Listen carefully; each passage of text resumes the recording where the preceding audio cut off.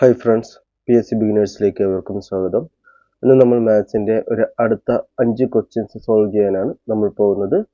അപ്പോൾ ഡെയിലി ഇങ്ങനെ ചെയ്യുന്നതിലൂടെ എല്ലാ പാറ്റേണിലുള്ള ക്വസ്റ്റ്യൻസ് അറ്റൻഡ് ചെയ്യാനും പറ്റും. അപ്പോൾ ക്ലാസ്സിലേക്ക് കടക്കാം. ആദ്യത്തെ ക്വസ്റ്റ്യൻ, ഏറ്റവും വലുത് ഏത്? ഇതിൽ തന്നിരിക്കുന്ന ഓപ്ഷൻ പറയുന്നത് 7/11, 13/17, 3/7, 21/25.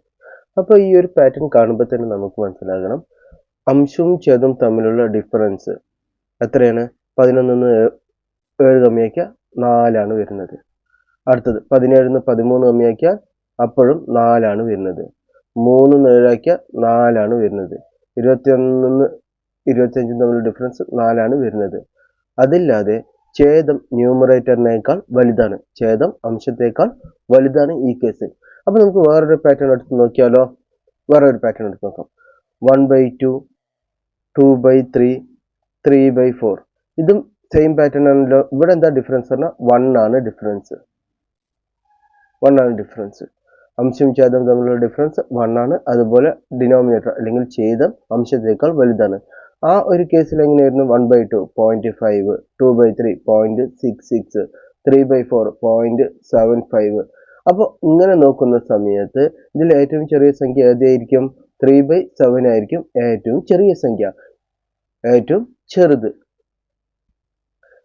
ഏറ്റവും വലിയ സംഖ്യ എന്ന് പറയുന്നത് ഏതായിരിക്കും?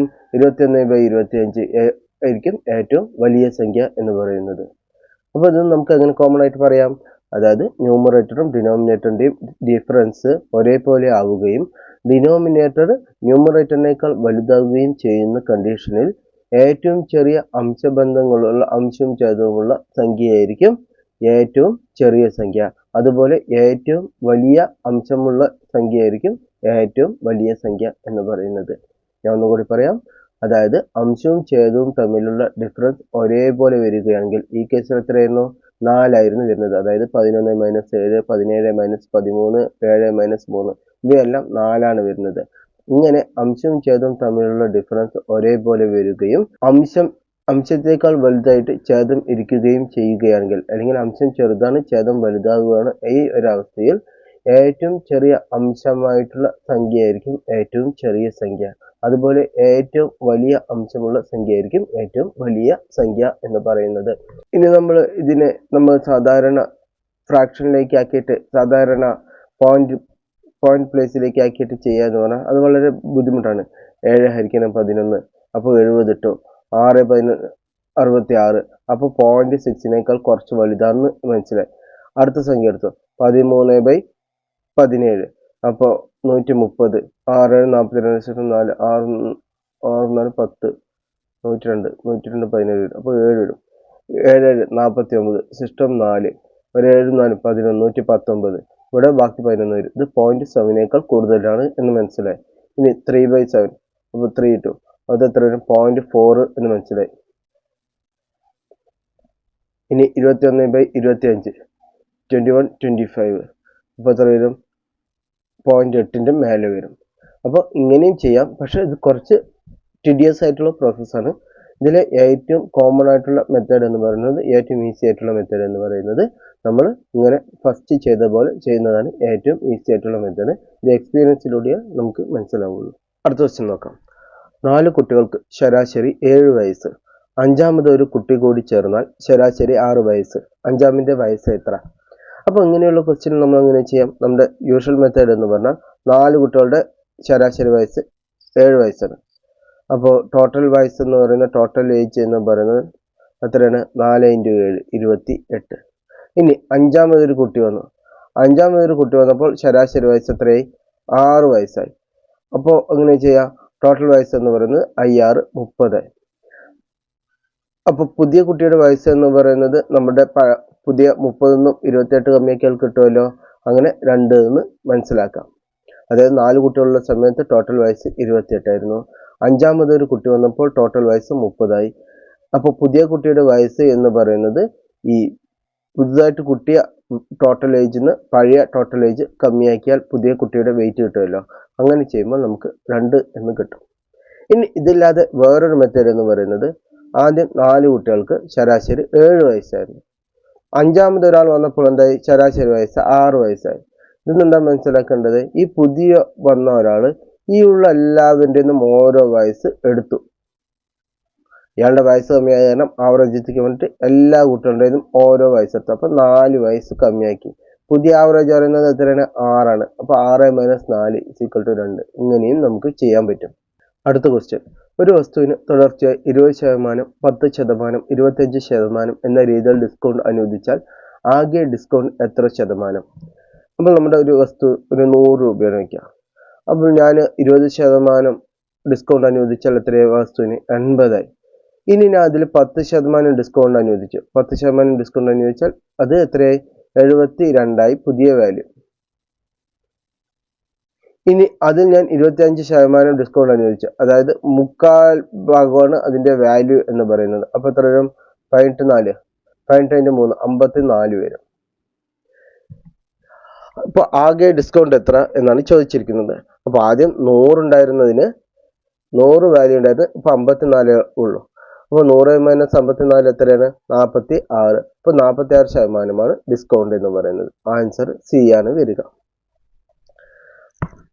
അടുത്ത ക്വസ്റ്റ്യൻ. ഒരാൾ എയിൽ നിന്നും മണിക്കൂറിൽ 30 കിലോമീറ്റർ വേഗതയിൽ സഞ്ചരിച്ച് ബിയിൽ എത്തിച്ചേരുന്നു.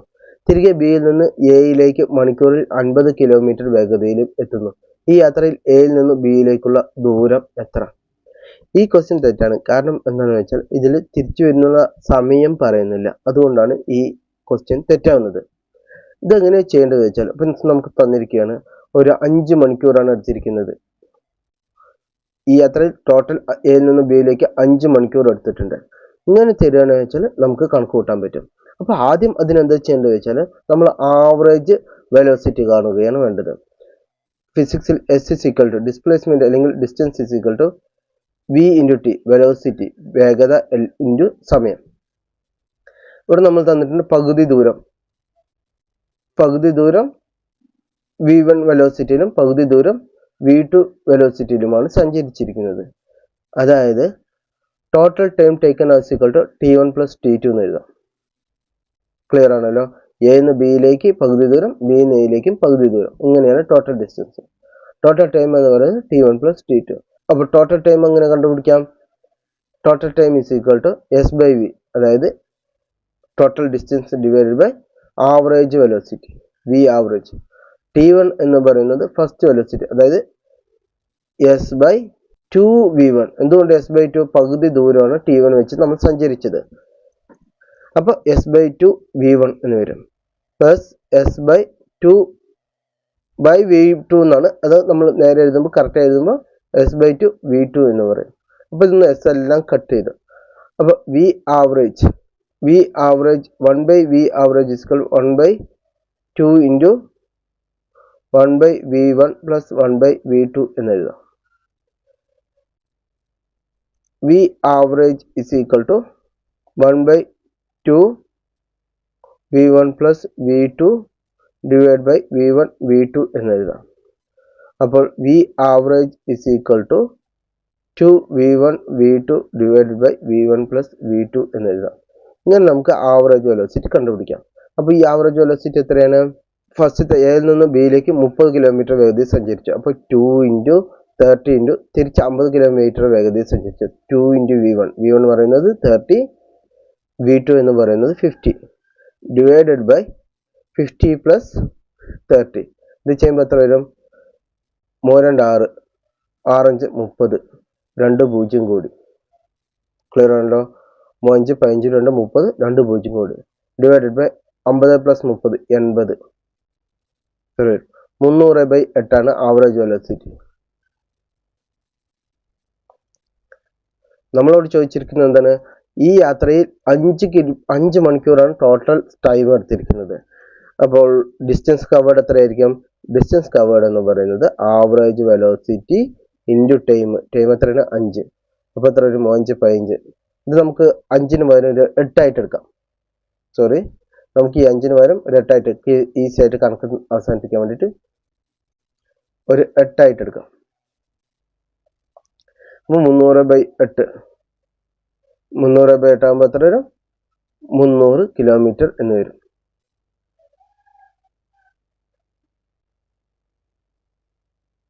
ഇങ്ങനെയാണ് ചെയ്യേണ്ടത്. അപ്പോൾ ഈ ക്വസ്റ്റ്യൻ തന്നെ നമുക്ക് ഓവർ പാറ്റേണിനായിട്ട് വരും. എയിൽ നിന്നും ബിയിലേക്ക് സഞ്ചരിച്ചു, അതുപോലെ ബിയിൽ നിന്ന് തിരിച്ച് എയിലേക്കും സഞ്ചരിച്ചു.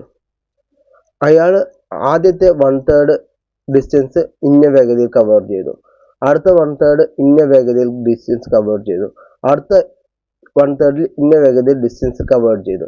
എത്ര ടൈം തന്നിട്ടുണ്ടാവും, ആ ടൈമിൽ ടോട്ടൽ ഡിസ്റ്റൻസ് കവേർഡ് എത്രയാണ് പറഞ്ഞിട്ട് തന്നിട്ടുണ്ടാവും. അങ്ങനെ ഉള്ള സമയത്ത് നമ്മൾ എന്ത് ചെയ്യണം, ഇവിടെയുള്ള S=VT, അപ്പോൾ എന്താ S=S/3 ആവും. S/3 plus S/3 plus S/3 ആവും. T എന്താവും, T1 plus T2 plus T3 ആവും. പിന്നെ ടോട്ടൽ S/V ആവറേജ് ഇതിനെ സോൾവ് ചെയ്യുമ്പോൾ S/3V1 plus S/3V2 plus S/3V3 ആവും. ഇങ്ങനെ സോൾവ് ചെയ്തിട്ട് ആവറേജ് വെലോസിറ്റി കണ്ടുപിടിക്കണം. ആ ഒരു കേസിൽ നമ്മുടെ ടോട്ടൽ ഡിസ്റ്റൻസിനെ 1/3 ആയിട്ട് തന്നിരിക്കുന്ന വെച്ചാൽ 1/3 ഇന്ന വേഗതയിൽ കവർ ചെയ്തു, അടുത്ത 1/3 ഇന്ന വേഗതയിൽ കവർ ചെയ്തു. അങ്ങനെ തരുന്ന സമയത്ത് നമ്മൾ ഇങ്ങനെ ആദ്യം സോൾവ് ചെയ്യേണ്ടി വരും. പക്ഷെ ഇതുവരെ ഇങ്ങനെ ചോദിച്ചിട്ടില്ല. ചോദിക്കുക സാധാരണ ഇങ്ങനെ മാത്രമേ ചോദിക്കാറുള്ളൂ. T1 പ്ലസ് T2 എന്നുള്ള ലെവലിൽ രണ്ട് പകുതി ഡിസ്റ്റൻസ് കവർ ചെയ്തിരിക്കുന്ന സമയം എന്നുള്ള ലെവലിലേ ചോദിച്ചുള്ളൂ. ഇനി ഇതേ ക്വസ്റ്റ്യൻ തന്നെ വേറെ ഇത് ചെയ്യിക്കുകയാണ്. അതായത് ഒരാൾ എയിൽ നിന്ന് ബിയിലേക്ക് പോയി, ഇതിന്റെ half time, total time T, അതിന്റെ ഹാഫ് ടൈം V1 വെലോസിറ്റിയിലും അടുത്ത ഹാഫ് ടൈം V2 വെലോസിറ്റിയിലുമാണെങ്കിൽ ആവറേജ് വെലോസിറ്റി എന്ന് പറയുന്നത് എത്രയായിരിക്കും? ഇങ്ങനെയുള്ള കേസിൽ ടോട്ടൽ ഡിസ്റ്റൻസ് എന്ന് പറയുന്നത് എന്താണ്? S=S1 പ്ലസ് S2 ആണ്. S എത്രയാണ്? V average into total time. S1 എത്രയാണ്? V1 into T/2. S2 എന്താണ്? V2 into T/2. അപ്പോൾ ഈ T എല്ലാം വെട്ടിപ്പോയി. അപ്പോൾ V average V1/2 plus V2/2. അതായത് V average V1 plus V2 by total divide by 2. ഇങ്ങനെയും ചെയ്യേണ്ടി വരും.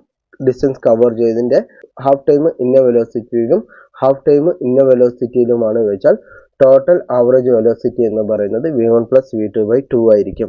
അതേസമയം ഒരു ടോട്ടൽ ഡിസ്റ്റൻസ് കവർ ചെയ്തതിലെ പകുതി ഡിസ്റ്റൻസ് V1 വെലോസിറ്റിയിലും അടുത്ത പകുതി ഡിസ്റ്റൻസ് V2 വെലോസിറ്റിയിലുമാണെങ്കിൽ ആവറേജ് വെലോസിറ്റി എന്ന് പറയുന്നത് 2V1 V2/V1 പ്ലസ് V2 ആയിരിക്കും. അടുത്ത ക്വസ്റ്റ്യൻ, ഒരു സൈക്കിൾ 5 കിലോമീറ്റർ ദൂരം സഞ്ചരിക്കാൻ 25 മിനിറ്റ് എടുത്തു. ഇതേ വേഗതയിൽ 3.5 കിലോമീറ്റർ സഞ്ചരിക്കാൻ എടുക്കുന്ന സമയം എത്ര? അപ്പോൾ നമുക്കറിയാം 25 മിനിറ്റ് കൊണ്ട് 5 കിലോമീറ്റർ. ഇനി 5നെ നമുക്ക് ഡിവൈഡ് ചെയ്യണം, 10 കൊണ്ട് ഡിവൈഡ് ചെയ്യണം. അപ്പോൾ 25 മിനിറ്റിന് എന്ത് കൊണ്ട് ചെയ്യണം? 10 മിനിറ്റ് കൊണ്ട് ഡിവൈഡ് ചെയ്യണം. അതായത് 2.5 മിനിറ്റ് കൊണ്ട് 0.5 കിലോമീറ്റർ സഞ്ചരിക്കും. അപ്പോൾ 3.5 കിലോമീറ്റർ സഞ്ചരിക്കാൻ എത്ര എടുക്കണം? 7 കൊണ്ട് മൾട്ടിപ്ലൈ ചെയ്താൽ മതി. 7 5 35, അതായത് 3.5 ആണ്. 0.5 ഇൻറ്റു 7 വരുന്നത് 3.5 ആണ്. അപ്പോൾ 2.5 ഇൻറ്റു 7 എത്ര വരും? 17.5 മിനിറ്റ്സ് എന്ന് വരും. അല്ലെങ്കിൽ പറയാം 25 മിനിറ്റ് കൊണ്ട് 5 കിലോമീറ്റർ. അപ്പോൾ 1 കിലോമീറ്റർ 25/5, 3.5 അങ്ങനെ ഗുണിക്കുക. അപ്പോൾ ഇവിടെ എത്ര വരും? 5. ഇത് സോൾവ് ചെയ്താൽ 17.5 കിട്ടും. ഇങ്ങനെ ചെയ്താൽ മതി. ക്ലിയർ ആണല്ലോ? അപ്പോൾ ഇന്നത്തെ ക്ലാസ് വൈൻഡപ്പ് ചെയ്യുകയാണ്. ഇഷ്ടപ്പെട്ടാൽ ലൈക്ക് ചെയ്യുക, ഷെയർ ചെയ്യുക, സബ്സ്ക്രൈബ് ചെയ്യുക. Thank you.